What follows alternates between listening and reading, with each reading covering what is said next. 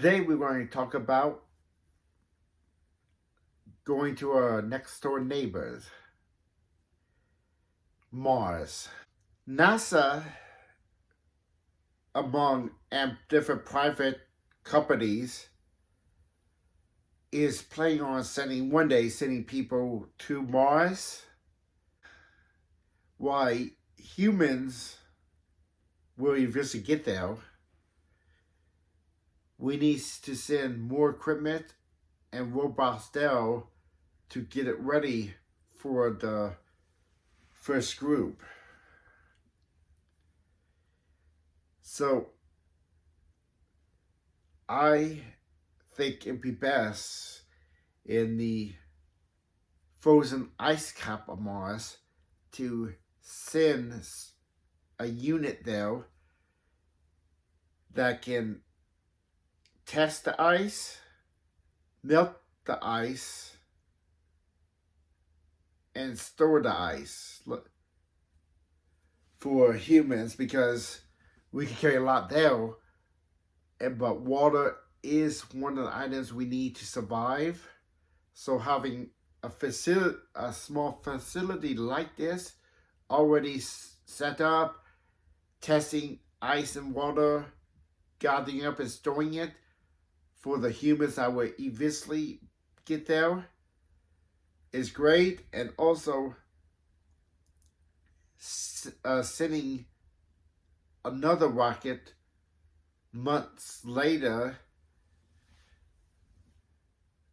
that will have rovers and that will slowly create and build the first greenhouse that will be ran and operated by different computers and machines to grow plants and food, and do tests on the plants and food, and let's get everything stored and ready for humans' arrival using the water from the first mission or water facility, and have it connected via some type of a pipeway, and let's see how well the plants do on the red planet. And then just gathering up the oxygen the plants will produce, so it'll be ready for the astronauts when they arrive. And hopefully, unlike the movie The Martian with Matt Damon, it's more than just potatoes.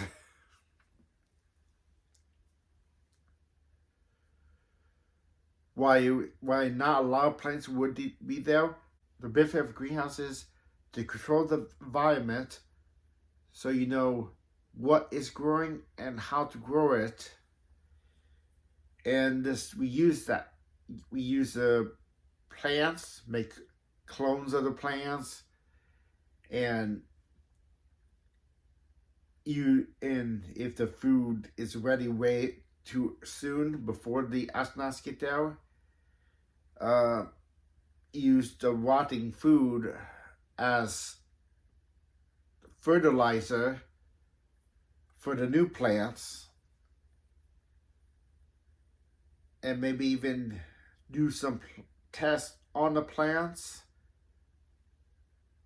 by exposing, I don't know, an apple to the Martian atmosphere and seeing how long it takes it to go bad on the surface of the red planet.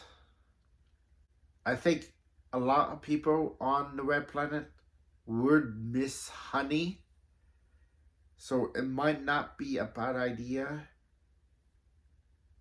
to basically have a second greenhouse that will have some trees and flowers, and sending some insects up there, for example bees, to make and produce honey, and see how insects survive in a greenhouse on Mars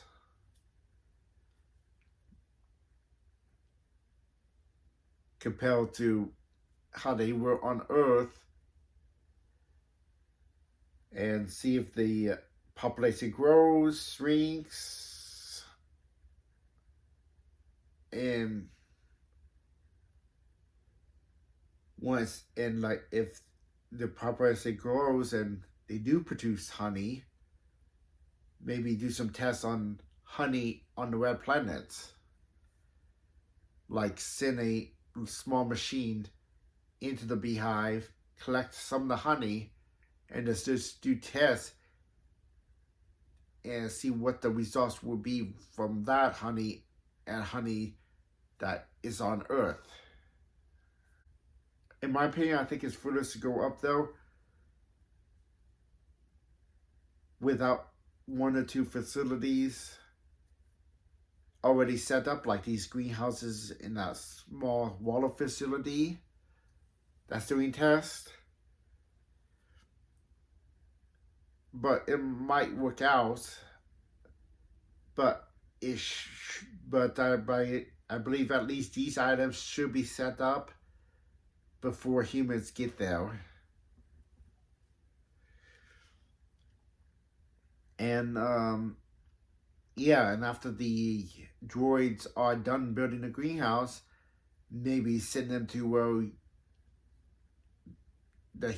where there are plenty to send humans to start building living quarters and labs. If they have extra materials, but if they don't have extra materials, then let them charge and just send maybe one more rocket before humans arrive with the materials, so they can build that and maybe have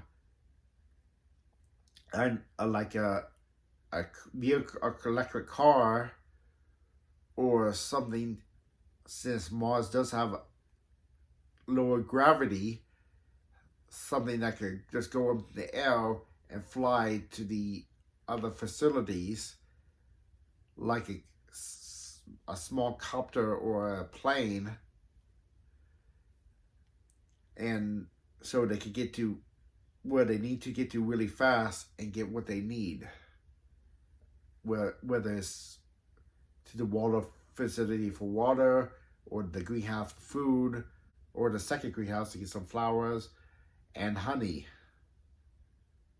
Even though there might be a small group of people going, it can be quite lonely and depressing, which is where the astronauts will need something to vent to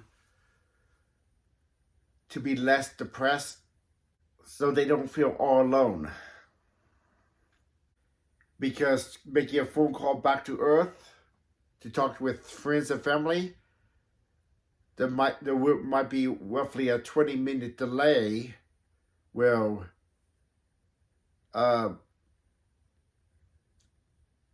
it might get frustrating. So having a AI companion to look at, talk to, and just joke with will be quite helpful in this area. Giving it a humanoid face will allow them to see it less as a machine and more as one of the people there. And I think it'd be also beneficial for the scientists back on Earth, because having everything recorded might help them to make it better. And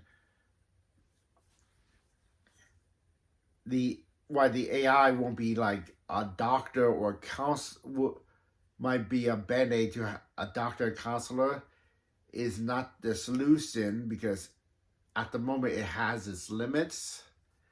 but it should be able to suggest something. Like if you go to it and say, I'm depressed, I don't know what to do, it might suggest something like listen to music, start a private journal, or maybe send a letter or video home to friends or family.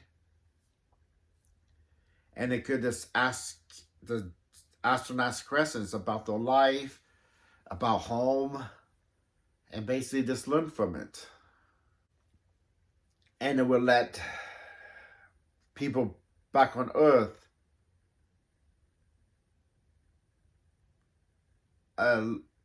look a deeper insight into the astronaut's mind and mental health for future missions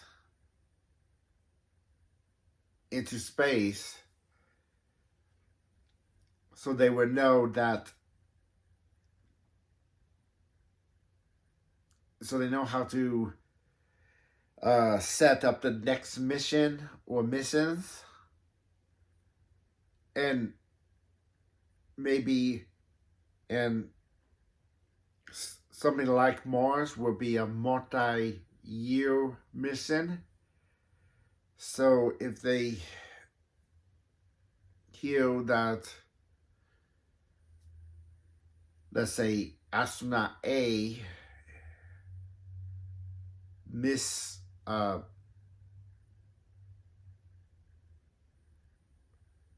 being at home with the friends and family, maybe like when NASA sends supplies to, let's say, Mars, in with the items that astronauts need, could be gifts from the friends or family to make the astronauts a little bit more comfortable in their new temporary home as they build it up for future generations. While I believe we will get to Mars within my lifetime, I just hope they do it smart and safe. Thank you for watching, and I'll be uploading more videos more frequently. If you like what you saw, please donate. The best method would be Cash App, which is on your screen now, or message me on any of my social media if you would like to donate either money or supplies, another method. Until next time, this has been Robert McMurr with McMurr Entertainment.